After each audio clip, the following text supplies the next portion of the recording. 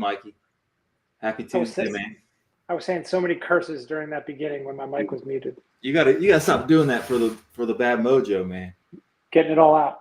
We're trying to win this huge money. We gotta be thinking positive, looking upward. There's a lot of money in these things since we last talked. You know, we got the final answers. We got Grandissimo to 69 entrants. 69. What a world, right? And the main Circa Survivor, 18,700 and change. That's awesome. It's not. Didn't we say we were rounding it to 20? Yeah, I'm gonna be throwing in 20 million all season. That's 20 million. That's 20 million. Yeah. I think maybe I got a little ahead of things a few months ago, saying, "Oh, it's 2020," but 18.7. That's a ton of people, a ton of entries, and it's so cool that this is the biggest Survivor year in the history of the world, right? More people are playing than ever before, and the gambling gods blessed us with a week where no one gets knocked out, so everyone can at least enjoy it. 2 weeks of making picks. I like that. So, it's sweet for Survivor Atlas too, just having more people around and helping us like tune things up. What do you think about that, Mikey? Yeah, I mean, it was a wild week. This was my first year, participating in a bigger way than I had in the past. So it's like, I don't know. I feel like I had more skin in the game, and I was actually, running through my picks and. So on the Grandissimo games, were you yelling at the TV? Were you yelling at your family? Were you dancing on that last interception on the Bengals thing? Like, were you feeling it week one? Or I was explaining it to my oldest child, and she kind of gets point spreads at this point, but so she was kind of thinking that we were still losing because she was factoring in the point spread, but we got her coached up, and she's on board now. Okay, is she team survival or team EV? I was just gonna say she was a little concerned that we picked not the best, the best team on the board at that exact moment. She was like, she's like fully on board with picking the absolute best pick, regardless of what comes next, like a survive in advance mindset. That's where she's at. Hey, I understand that. I used to be that way, just survive in advance. But then, I've just played Survivor so long, seeing these weeks happen, like what happened this week, where in Grandissimo, half the field chose one team. That just doesn't work out long term when people set themselves up like that. And we have 2 entries. The Survivor Atlas squad has 2 entries in Grandissimo, and I kind of just don't even care about giving my opinion on in poker, if you're playing I know where you're going. You're never stopping on the flop and saying, "Listen, buddy, your range is so messed up because you did this, and I'm going to win all these chips from you." It's kind of like you don't have that in poker, but in Survivor, we got a week between decisions. What else we can do except talk a little smack about the field and how they got lucky? And it might look like, oh, Bengals, Arizona, we got lucky, but when you're on a team that's only 75%, maybe a little more to win, and half the field is with you, it's just not a recipe to make money, if you're asking me. And it, you and I talked about this before, but I think that there's, the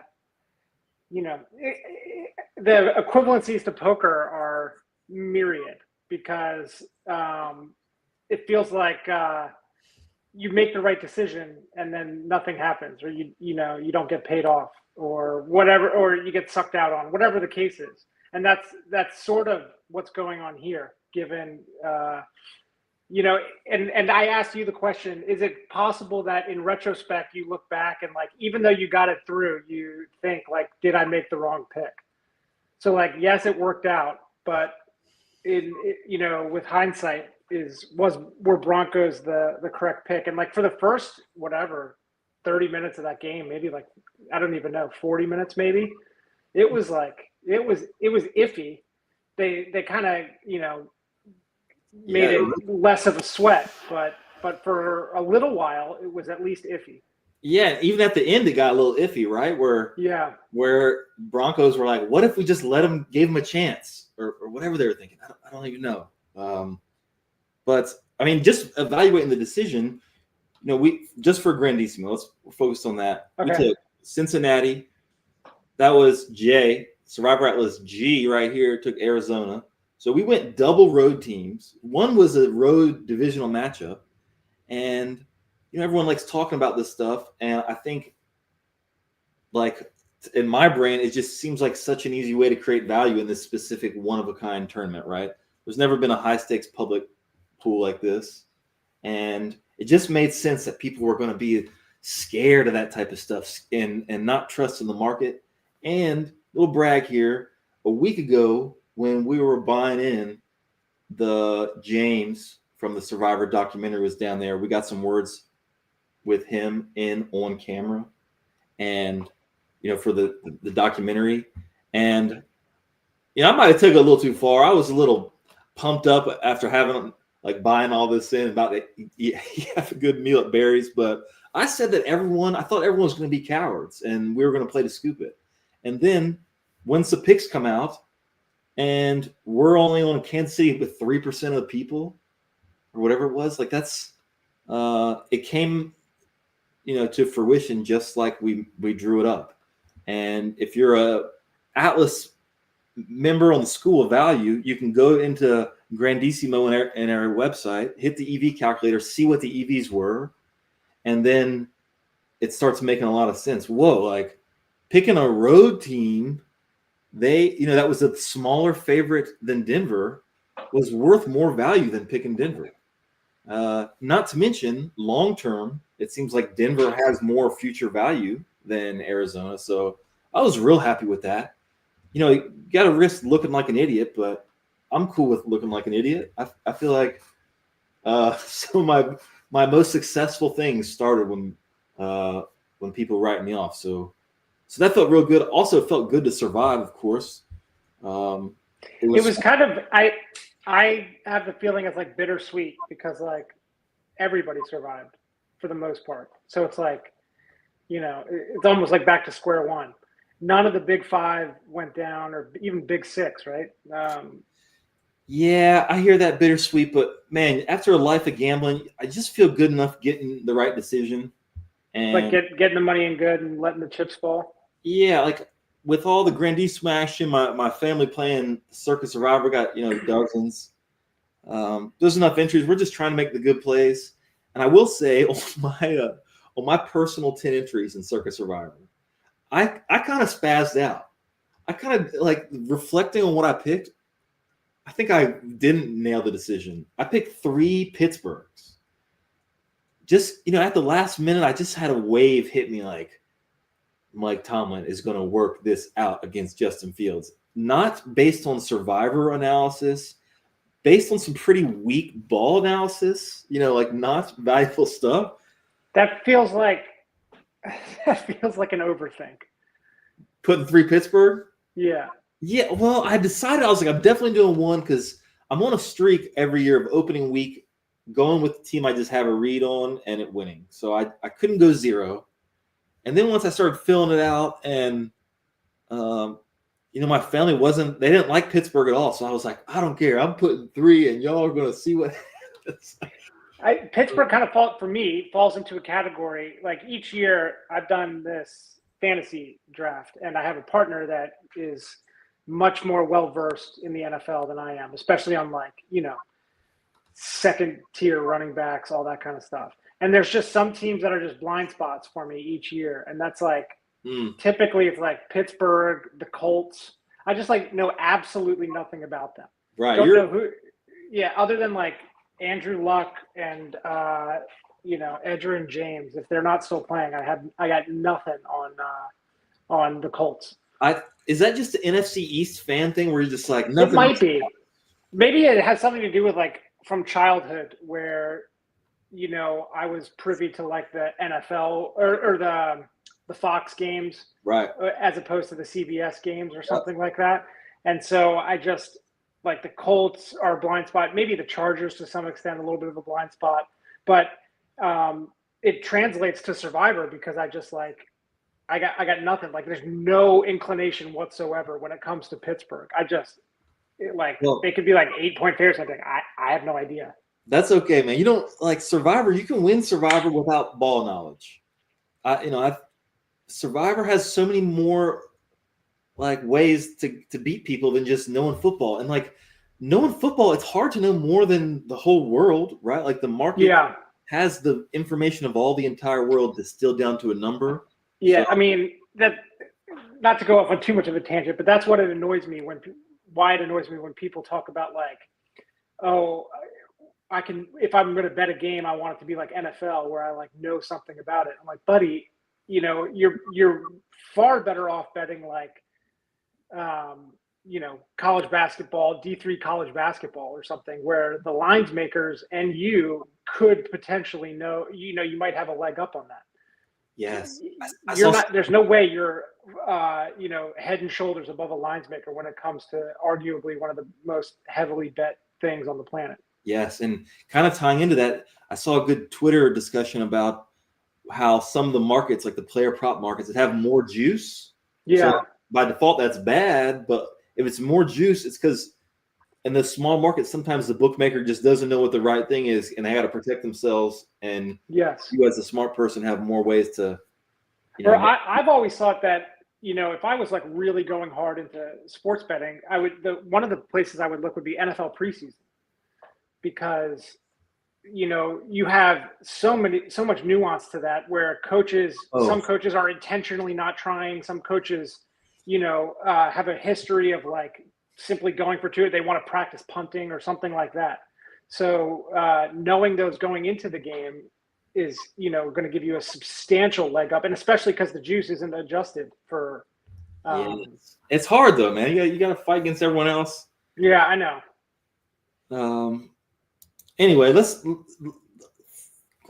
pull back in on this Grandissimo. Yeah. This was exciting. One thing, you know, 15 people almost got knocked out Thursday, and it's funny. You know, we made a tweet about like, oh, don't be mad you didn't use Philly. Still got Philly. And then the universe made every other team win to make that tweet like kind of spot on. But I was definitely feeling like, dang it, I miss Philly. The EV on them was quite high. You know, their win percentage was so high, and such a huge amount of the field was on Denver that on average, if you put 100K on Philadelphia, that entry is worth like maybe 113K the next week, something like that. That's a really big EV for just week one. No doubt. And it makes me think the Grandissimo, because of the weird kind of meta involved of the biggest one, prestigious, first one, and people want to play safe. I think, you know, long term it might be different, but Grandissimo maybe is a softer tournament or softer contest than the Circa 1K. Like, there's just more people with like money playing who think about things in a way that's like not the real underlying like forces of what Survivor is. And with the Circa Survivor with almost 19,000 entries, people kind of play correct randomly in a way because everyone's thinking very long term, and the field just takes a shape that's like a kind of a reasonable shape, right? Like Denver was a little bit high at 38%, but nothing crazy like Grandissimo at 50%. I'm kind of shocked at the Jacksonville 1% pick in Grandissimo. You thought it was too low or too high? Oh, I thought that there should have been more teams on that. There was kind of a lot of Jacksonville in main Circa Survivor, right? That was everyone thought, oh, that's the low future value team. Yeah, they got picked more than Cincinnati and Washington. I think they were minus EV on the week because they were so popular. But future wise, you know, your entries if you burn Jacksonville are very clean. You missed out on the EV short term, but so did everyone. The Denver people kind of got lucky that they didn't get burned because Denver people basically by clumping up so much, they kind of gave it EV to everyone else in the field. Grandissimo, if you look at the EV calculator and just, you know, the short term EV, you run the percentages, those Denver people's 100K was worth 86K. And every other person, if you just pick any other team, it was plus EV because so many people were on Denver. So that's a big deal. That would have been a wild knockout. That would have been like such a hammer. Dude, it happens all the time, right? 75%er. How many of those were yesterday? There was like 5 teams about 70%. And yeah, that's why it's like kind of wacky that not one lost. Yeah, I think it was just the Survivor, just the universe, man, saying we got so many new Survivor players. Let's give them a few weeks on Survivor Atlas to really fall in love with this game, how it comes to life. That's what's going on. And anything worth talking about in Circa Survivor, just the big one from week 1, or should we just start talking week 2? I told you that my entry, my personal entry, which is made up of 10 people, including me from my poker game, we ended up going Broncos, and hey, that's what all the democracies in Grandissimo did too. So how is your democracy not just going to fall in with the crowd chalk every week, dude? I know, we were talking about that, and I gave a lengthy presentation to them about the importance of we went over the holiday weekends, and I broke it down. I think there's 4 teams for Thanksgiving, 3 teams for Christmas, and we said presumably we're going to be picking a favorite during one of those weeks, so we want to leave them open. And so I mean that kind of leads us into this week, I suspect, where you can see where my conglomerate is probably leaning. Yes. Hey, just thinking of that, I'm thinking of my seminar. I've done at Bet Bash a couple years in a row. I know they have a microphone on me, they're recording it, but I haven't ever seen these. But I need to send this video to your people or put it on. Yeah, we'll watch it like prior to playing poker one night. I'll have a mandatory viewing party. I can run the mini game back for them too, because I think I would love to know just the seminar, how many people in the seminar just went all in Denver week 1. I'm not saying that it's like in the big Circa Survivor with 20,000 entries, whatever. I think there's room for lots of stuff. I mean, I went 3 Pittsburgh, and that's dumb, right? So not criticizing on that, but I just would be curious to know with the people from the seminar, were they getting kind of spicy? Were they doing some fancy stuff, or were they just taking the easy pick, trying to get EV? Whatever. In the personal one, in Splash, in like the $150 one, I feel like I really got away with one because I have Jacksonville, and it's just such a good feeling to have that banked. And yes. The world is my oyster now. Hey, thanks for bringing that up. Let's talk about the Splash just for a minute before we get back to Circa. But you can see on our homepage now, we have all these contests. We got the Circa, 2 contests from Circa. We got the Super contest from Westgate, 5K, and we have 2 Splash contests. And I think they missed their guarantees too, right? Yes. So if you already up, right? I think those Splash ones got hurt because they let you buy in late for every game. You can buy in at each game start, right? And when the Thursday game had Philadelphia win, I think a bunch of people who were like kind of would definitely chase overlay sharp people. Yeah. They got a little deterred by that because. That's interesting. I didn't even consider that. Yeah, you're going uphill if there's already a team that got through and it's like 10% or plus owned, right? Right. But yeah, it's cool. There was overlay for all the community people who saw that and jumped in, and you can see on our website it's not all the data isn't in yet. We're still working on that, and we're trying to push things along. You can see from the website like what our plan is to have all the contests. Like the biggest contest in the world, all experiencing the same way. And I just personally, I feel very stoked seeing all these contests on the homepage now. Like it's just the Survivor Atlas dream is like starting to become reality. And it looks so crisp too. Oh, thanks, man. Thank you. That like the designer put in so much work. There's so many little things. And I know it's not perfect. We're squashing bugs this morning. We'll be squashing bugs tonight. We'll be trying to get the splash data in there. And just bear with us, y'all. We're trying to make this the coolest website in Survivor, and we're trying to win all these contests. So we get backed up sometimes, but y'all, people who follow us for a while, know that what we're trying to do. So appreciate y'all. And I'm thinking the Splash 5K. We might just have to go in the app and write all the names down and put them up on our website tonight. We'll think of something. We're gonna have as much as we can done by Thursday, especially because Thursday, we're back at football. What is Thursday? Oh, Thursday is Washington at Green Bay, by the way. So not very important for Survivor. Yeah, that's what I was telling my group. I said last night has, very little implication for Survivor, I would suspect. Yeah. The Monday night game. Friday night, Sunday night, and Monday night, all I think I slept for most of those games. When there was no Survivor going on, I just kind of pieced out. Because was running low on sleep this weekend because of the Circa PDF situation. People playing Circa Survivor might notice a couple little wrong numbers on the website. We're tracking those down. Y'all just bear with us. And with that, let's start talking about week 2, man. Yeah, man.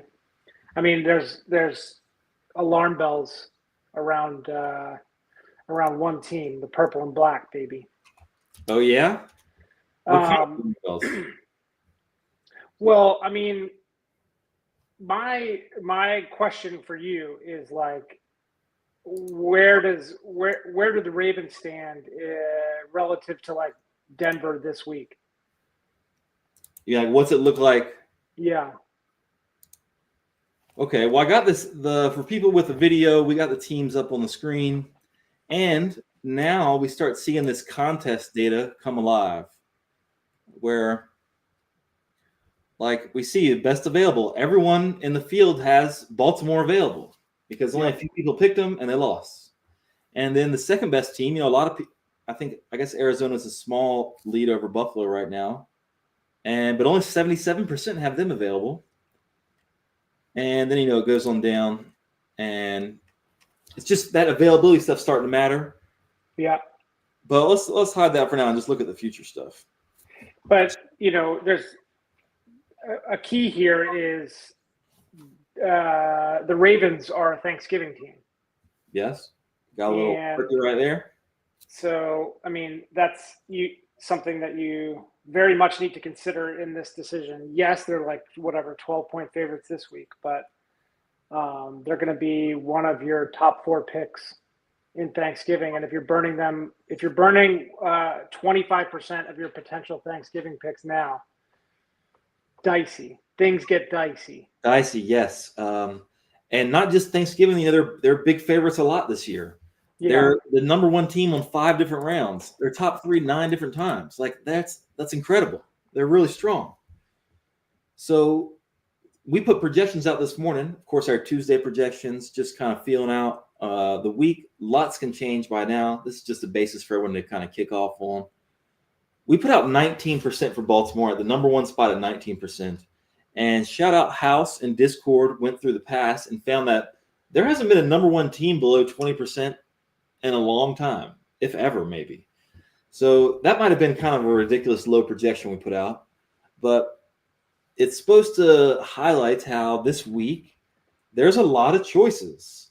There's a lot of different ways to go, right? There might be something, or like 11 or 12 teams that are 64% or higher. So that's all pretty cozy. Not pretty cozy, but like all those teams are getting picks. It's not going to be. No, I mean, to be fair, like you're including Packers and Lions in there, and I don't see that as being, I don't see that as really being viable. Okay. Yes, those are going to be not picked like 3-4%. There would probably be less than 1%, but yeah. But there's a lot of teams. I mean, there's a whole rainbow right here of to really point out like the teams that are appealing in Circa. It's nice to see the future value over here. The ones with not great future value, very enticing. Arizona, we see them. Dallas. Yeah, Dallas looks nice. Rams too. They got some future that they're top 3-4 different times, but they aren't a holiday team, and they are almost 70% this week, right? So I think we could see a lot of spread on those teams. We put out, going Baltimore what did I put out? Baltimore, Dallas, Arizona, Minnesota. And nothing's going to surprise me if those get mixed up.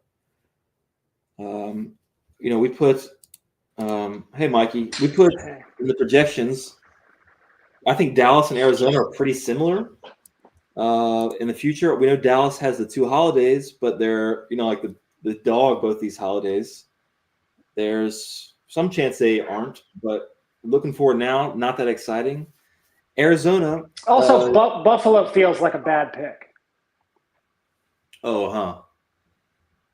Yeah, this future is crazy. Being the number 1 team 5 times, being the top 3 8 times, that's so valuable to keep in the pocket. And it's not like this week you need to use Buffalo if you're thinking survival, right? Like, I have to survive, I have to use Buffalo. There's so many teams around 70%, just like them. So we put them pretty low. I think we might have put them at 5%, something like that. And so this feels like a little bit of a math problem to me. Just looking at the breakdown. Yeah. And it seems like immediately my inclination is to pocket Buffalo or is to pocket the Ravens, especially because they got the turkey next to them. And then Dallas is like a double gut punch because they got the turkey and the Christmas. And so even though they might be by future spread value, they might be like a nice pick. It's, once you start knocking off 1/4 of your options for Thanksgiving, dicey. Yeah, but you're looking at who they play on those days, right? Are they hosting Kansas City and at Washington? Yeah, I was looking at that, and I was looking at the spread, and I know that we keep talking about different bets that you and I are going to put together here, but I would bet on the Cowboys at that spread currently. I think that's going to come down. Okay, it's booked. I'm going to write it down. All right. And as we track these over the year, whoever wins more of the bets, we're not going to put a unit. We'll just get each other a Circa entry next year. How about that? Or paintballs. Okay. Okay. I think I still use some paintballs from. I know. I think you do. Yeah, I might have to catch. I probably should have just shut my mouth about that. Dude, I'm gonna put that at top of the to-do list. Maybe game-winning drive week 3. Where it's just I'm flying out there and I'm getting paintballed. Yeah. Okay. So back to the teams. Dallas. Yes, they had the double holidays, but it's unlikely they're a favorite those days. Pretty only unlikely, right? And not to say they won't be valuable those days, because we know those bottlenecks, things shake out where if you can hit the right island and read the field in the right way, you can create more value on the underdog than on favorites, which most people don't understand that yet. But that's not a factor yet, I would say, right? Well, some people might have thought it was a factor last week with all these underdogs that got picked. There was how many people were scoping the underdogs? We got this to cover all what people picked. You can see all these red underdogs over here. Yeah. Also, new feature in here. If you're looking at the screen, if you go to the weeks tab and open one of the weeks, you can scroll down and see the players by entry count. Another shout out to House for getting this up there. If you're just thinking about where how many people with 10 entries and what are they doing versus how many people with 1 entry and what are they doing, you can look at it. Another thing to consider is you have San Francisco at 6, but there's big time question mark there because they're not even sure Purdy's going to play. Oh yes. I'm guessing he's going to play just because. Yeah, but it's not 100%. Yes, good point. That's like the major shakeup that could happen, right? That we know of right now. The San Fran with Purdy playing at New Orleans just seems easy enough. Yeah, but they're going to – they could go from something like 10% to like sub 1.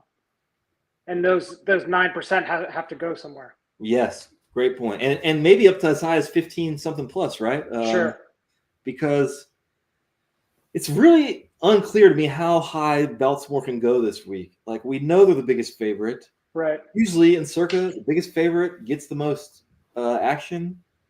But they're obviously strong, obviously holiday team, and there's so many other choices. I don't think they can go up to 40%. I don't think they 35. I would bet a lot that they're less than 35%. Yeah. But we put them And down. didn't last year in week 2 the Ravens were like the hot fire and Yes. and they lost? Yes, and week 1 the year before they were the hot fire 1, but then maybe week 2 or 3 they lost again. So it might be a few years now that they've got a big chunk of the field on weeks 2 or 3. And when you spin the roulette wheel, that's why they track it. Because yes. It obviously shows that the wheel is, leaning one way or the other. So if the Ravens lost in similar spots the last 2 years, that definitely increases the chances. The refs keep calling that one in, maybe, but that one, nailing that projection matters a lot to your survivor plan, I think. Yeah. Like if you knew they were let's say 19%, which we put out, are you definitely taking them because that's too low, or you just don't want them no matter what? I don't know. Like if you guaranteed me that, I don't. Oh man, I'd have to think about it. That's like my breaking point. Yeah. The more I talk to you about it, the more I am leaning towards the Cardinals. Mm. And the more I stare at this chart, the more I lean towards the Cardinals. Because I'm not taking Minnesota. Why not? There's just some that maybe it falls into that category, like of teams that I just can't get a vibe on. Okay, they seem. Well, here's the thing. Mojo. They were down. Whatever. They were down and out that entire game. Yes, they came back, but they should have lost that game by 21. Dude, first game of the season takes a little bit to find the plays. Just like us Maybe. getting the drive a couple weeks ago, dude. Now we got a slick intro. Look at us. Maybe, but I just there's a handful of teams that I'm crossing off. So Minnesota, obviously Green Bay, Detroit, Cincinnati. I feel like has better spots. Buffalo has way better spots. It seems like to me, just based on what you say and how you talk about stuff, that you're going to be between Arizona, Dallas, and LA Rams. LA Rams? Yeah, the Rams, dude. They're 69%.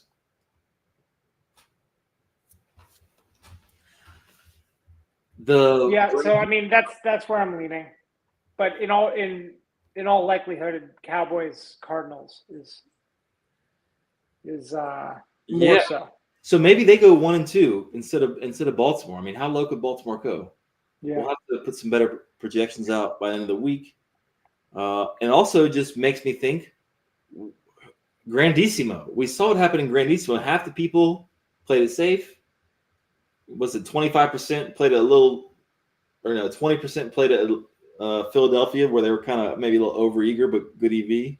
Yeah. And everyone else kind of scattered on these teams. So, like, for example, of the 50% of people who took Denver in Grandissimo, how many of them are just taking Baltimore no matter what? That's a very good question. I was just going to ask you that. If logic dictates based on their previous selection, then you'd have, a good chunk of those people on the Ravens for sure. But is it going to be 45 of them? Right. You gotta have some reads. I don't know. Gotta listen to the airways, what they're saying. Yeah. I don't know what we're gonna do. I've been staring at this today as we patch up the website, and I think because the projections are more all over the place this week, I feel like last week, if you looked at everyone's projections, shout out to everyone who put projections out under our last ones, though. You guys are cool people. Appreciate y'all. Everyone who did that was like pretty close in the ballpark, right? There was no major thing that was like a big surprise. Yeah. But Grandissimo this week, and even I guess the Circa Survivor this week, it feels like the way things are kind of balanced out, that one of these teams might like shoot up or shoot down based on some like forces that we're not tapped into. Sure. Well, I mean, the major thing we already mentioned is the 49ers. If they come back and he's out, then that 8% goes somewhere else. Who's Right. to say whether that gets evenly dispersed over the other teams? I don't know. Or if it's, more likely that it all falls into one. Because the 49ers pick doesn't feel like equivalent to another pick. Maybe it's like somewhat akin to like the Raiders. Or sorry, not the Raiders, the Rams. So like maybe the Rams get an unequal share of that 9% if in fact he does go down. But I don't know. I do think Ravens goes higher than 19%. But somebody in the poker crew brought up an interesting point. How many people in Circa Survivor know the rules for Thanksgiving and Christmas? Oh, I think it's probably 99.5, something like that. No way. No Really? way. What? It's way less than that. Okay, I mean, why do you say this? Okay, so everybody that has over one entry, that's fair. They're going to know. 99.9% of those people are going to know that how it works on holidays. But people that have 2 entries or less, I would say it's like 80% tops know about the holiday picking. You give humanity way too much credit, man. Okay, counterpoint is the people with only one entry.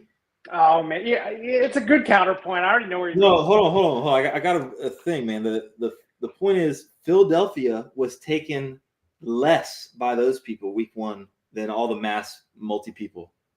So the field, what was it? Took them 9.7. And if you go to the lobby and filter for people who just had one entry, it's like 6%.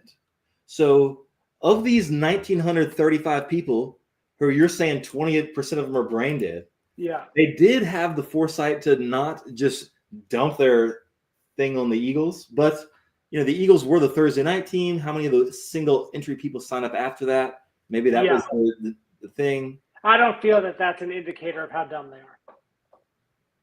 Well, I'm saying how smart they are. Or the other way. I don't feel it's an indicator of how smart they are. I think it's more a function of like when they entered the contest and things like that. Yeah, I'm still closer to 99 than or 99% than some crazy low number. And the thing is, they'll figure it out in a few weeks. They're going to be looking up Survivor Atlas, hearing us talk, and once their ticket becomes worth something. Once the Ravens go down this week and they're not on them. Right. Then they're going to have to look into this situation. Yeah. Also, maybe a point to tie in about this week's projections is Denver, overwhelming chalk week 1. They were a Christmas team. They were a holiday team. And, of course, they're at Kansas City. No one's saying, like, I have to save them for that. But it didn't really stop people. And Dallas, maybe similar vibe going on, right? Like, okay, it's double holiday, but it's dogs on both. And they're playing the Giants, who looked Duty. They're one of the like potentially worst team in the league. Yes, we did update the power ratings based on the market this morning. Yeah. So if you hit this power button, and also you can track how it was the week before, but I hit this graph, like that's the Rams. They went up. Cincinnati, they went down a little bit. But if you scroll down to the bottom, New Orleans still holding that bottom spot. The Jets, second worst. Maybe people wouldn't have guessed that from the box scores because it was close and scoring game, but I'm guessing the advanced stuff makes Jets look really bad. Yeah. So they're down there. And then Cleveland, maybe the same story. Oh, they were close with Cincinnati, but maybe they weren't as successful. To be fair, I don't watch the games like, Pat McAfee or whatever. But like the Giants were horrific. Like really, really bad.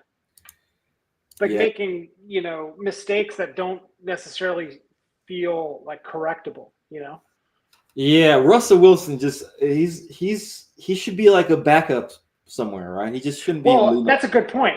Here's the deal: like they could replace it and go to that other quarterback, and there might be a big time change, and they might not be so bad. So that could be kind of a wild card. Yes. That could throw things. That could mix things up for this week too, because the Dallas backers are going to be enthused playing Russell Wilson at home. Yeah, but they were talking about how, people were saying that they were shocked that they didn't sub him out at halftime of this last game. So if that's the talk and that's the chatter that's going on, it can't be long till that switch happens. So is that a good thing or a bad thing for your pick? I mean, it's a wild card. Chances are this guy's going to come in his first NFL game and, is he going to light it up? I don't know. Probably. That would be like a huge bummer if you pick Dallas this week, anticipating that you're playing bum Wilson, and this dude comes off the bench and he just looks like Joe Montana reincarnated or something. Also, if people only watch the first half of the Dallas game, they might think Dallas defense not so good, but that's second half. They played awesome, and maybe New York Giants are just feasting on these people. Looking at the other teams down low at the bottom, we see New England and Miami. I feel like both of those teams have a little fight left in them. We might be taking those before the end of the season. We got to pick teams. Dolphins are intriguing as a team to pick against. Admittedly, they look bad. They have a lot of talent, but I don't know. They feel like a boomer bust type of team. They were down like 21-0 with the quickness, right? Yes. And I don't feel that the score is really indicative of like so like the Giants game, they were like in it, it was like 14-6 or something for a long period of time, and then the Dolphins were 21-0 for a long period of time, and I think the Dolphins are like significantly better than the Giants. So we got them by a point there. So yeah. Also, people just love hating on Miami right now, and because of the coach. Yeah, just their whole attitude and all the offseason people saying Miami is where you want to go chill. So like get a contract and chill kind of. So I'll be looking for a Miami spot where no one else is on. I see they're a small favorite right now against New England. I'm not sure if that's the one, but if there's a team that is going to get overly ignored on one of these weeks, it might be Miami. Just throwing it out there. What else on this forecast do we got to think about? When to use Baltimore or Buffalo? I think maybe we throw them in like one entry or something. I don't know. Not probably. The thing is, Mikey, it feels so good to survive. It really does. Like getting through last week and before the Denver game happened and everyone ended up surviving, you feel like, I can just call my shots. I can see through walls, and I'm worried I might get in trouble this week, man. I'm being emboldened by things like. Now you're gonna take some wackadoo. Yeah, I'm talking about Miami small favorite. Yeah. No, can't do that. I like that there's no Thursday game to mess up the flow this week. I think, last week doing the Philadelphia where they were already won and having to factor them in the EV calculator, that's not as cool as just having blank slate coming in Friday. Not that it's too relevant. Mikey, we got about 15 minutes left. What else we got on the list to talk about that I'm forgetting today? I will say, since I'm back on the homepage now, to those watching, I'm sad I didn't get an entry in the Super Contest 5K. That feels like a miss. Huge miss. Especially, I knew we were putting on the website, and it's just vanilla rules. It's high stakes. A bunch of people I know are playing. You feel a different type of bloke that's in each one of these, like the Grandissimo versus regular Circa versus. You got to be a little more hardcore to play the Super Contest 5K. I feel like. Yeah. Like that's not like. But again, I have to always compare it to poker, but like as you go up in stakes, the disparity between the people that are playing is just greater. You're going to have your, your brainiacs, but you're also just going to have your rich guys that suck. In the 5K, does that function more like that, or does it function more like 10-20 at Bellagio, where everybody's freaking amazing? Yes, I like the comparison, but I don't know the answer. And I mean, I can see by just the selection percentage week one, certainly a chalky lean, right? With that, but it's hard to garner any serious implications from 1 week. Yes. Also, it's the first time they're running the contest, and you don't know. Okay, they got 111 entries, and it's like, okay, is that 11 people with 10 entries and one extra Right. dude? And playing it safe makes sense to me, where you just want to kind of see what's going on. Not sure I would have done that, but whatever. I think it's cool, and I regret not getting into them. But no like major surprises in it. What's the market looking like for our Grandissimo ticket, given that we didn't take Denver? Can we? I can think we pocket like 2.5K or something? I mean, we're at least up that much in equity. Probably a bunch more. Like Denver and Philadelphia, those teams are sweet. Like they are just going to be 1 week useful, and it's hard to put a number on it, but just kind of off, just like shooting an answer out there, I'd say it's something like we're plus 10, 15% ish on our value, even though everyone's still survived. Is there any consideration to selling it? Zero. Dude. Don't be like that, Mikey. Week 2. 15K is a lot of money, man. Hey, one thing cool, now that these Atlas lobbies are coming to life, you can see that the lobbies are ranked by, 1, how much entries you got, and 2, how strong it is. So yeah, I love that, actually. So we got Dope here with 2 Arizona, shout out to him. And then like the good player 2 Philly, all right, like he's still in better shape than all these people with only 1, but clearly the worst. And it gets even cooler looking at the Circa Survivor with 10 entries, 18,000, because here it comes. It is a little annoying that like nobody busted. Like I'm slightly annoyed. Yes, but hey, when it happens, man, it's going to feel that much sweeter when like 9,000 entries lose in like 5 minutes or something like that. Yeah. You can see on the lobby, I guess Pittsburgh has a little bit worse future than Jacksonville. At what point does the shove all in got entries start to diversify? Ooh. Famously, someone made it shoving all in a few years ago, all the way to Thanksgiving. I think.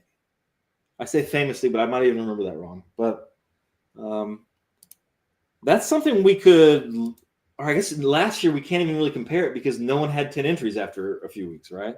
Yeah. Like everyone just got handicapped quick.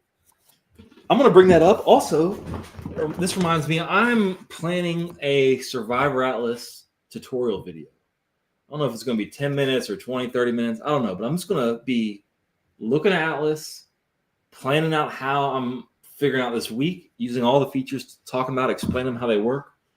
I wish we would have more stuff like this weeks ago in August, but it was just... Hey, that's how it goes sometimes. Yeah, there's just been too much to do. So now seems like a good time, though, because it's like an active week. Everyone's alive. We want to show off all the things. I feel like I could ask questions about, what's the answer for this in the contest? I'm actually going to check it out, too, because I encourage you to check out whatever tutorial you put out. And I compare this to like old school PO Solver or something when that first came out.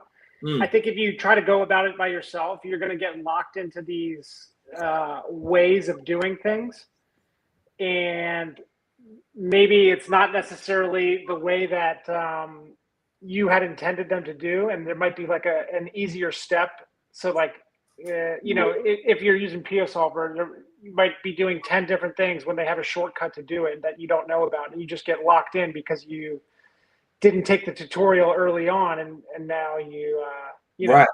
Now you don't know. For Atlas, I'm sure that's happening because there are no tutorials. We got, for those who haven't seen like the little explainers, we got the glossary built in, but we don't have any explainers. So I expect like half the people are confused by half the stuff, right? Right. Well, they're just kind of gripping it and ripping it on their own.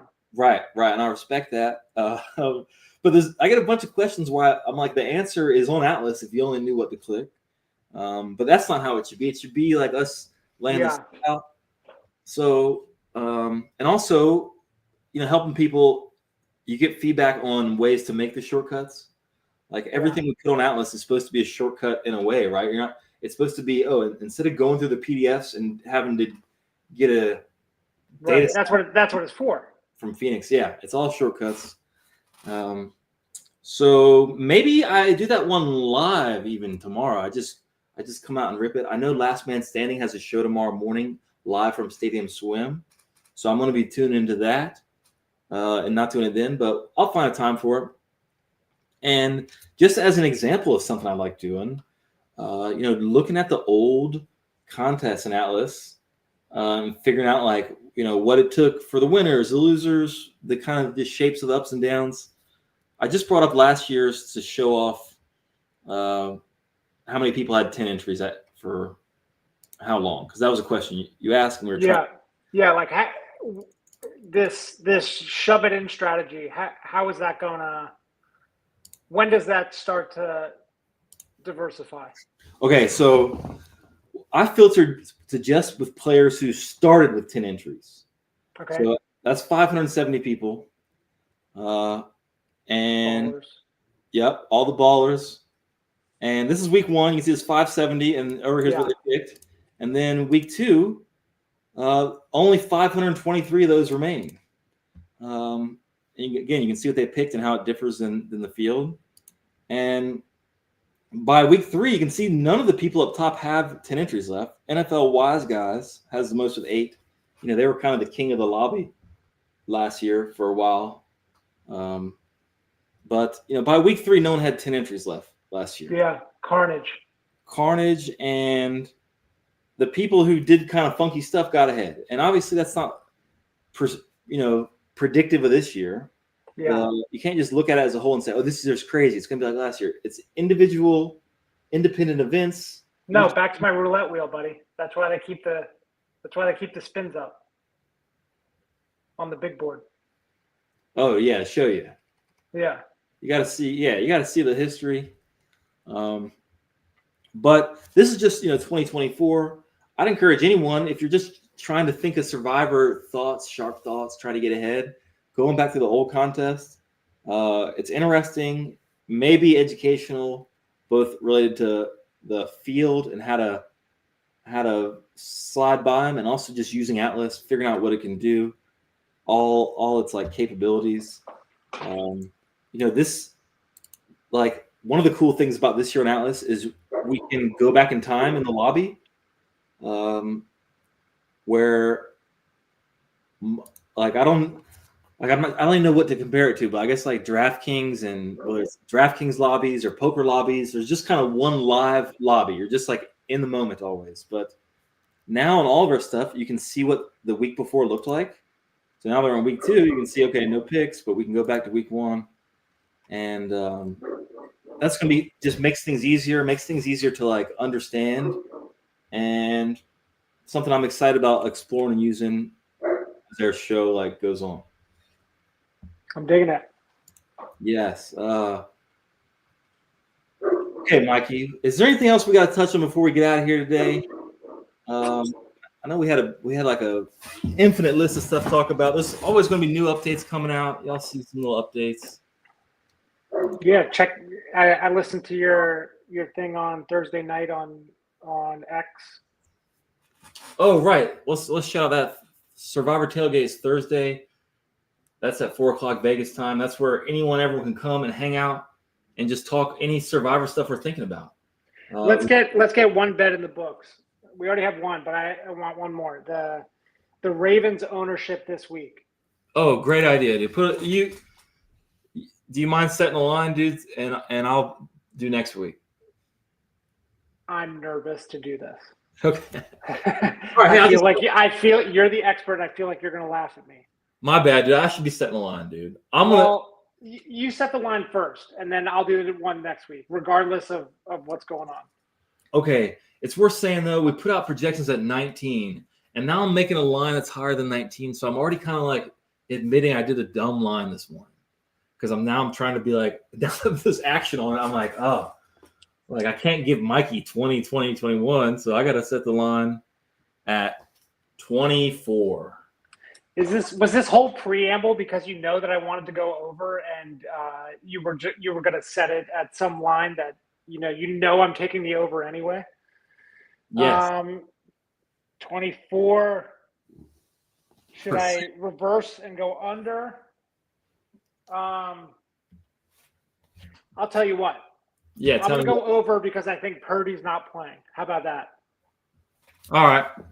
That's a little spicy read. Book it. Over 24. Oh, hey, just to be clear, if we're betting a Circa entry, like you have to buy me an entry. You don't get any percentage of it, right? It's just all mine. Or do we want to give a little bone to the other person, a little root bone? Yeah, a root bone. Okay. I mean, that's wildly rude not to do that, but if that's how you want to play it, then fine. Yeah. Okay. No, we'll do something. You'll be 2-0 in a week, dude, and I'll be the one. Yeah. I'll be the one to fall back some equity on that. Okay. Well, happy Tuesday, Mikey. Let's figure some stuff out between here and Thursday and the tailgate, and then tailgate we'll have more stuff to talk about.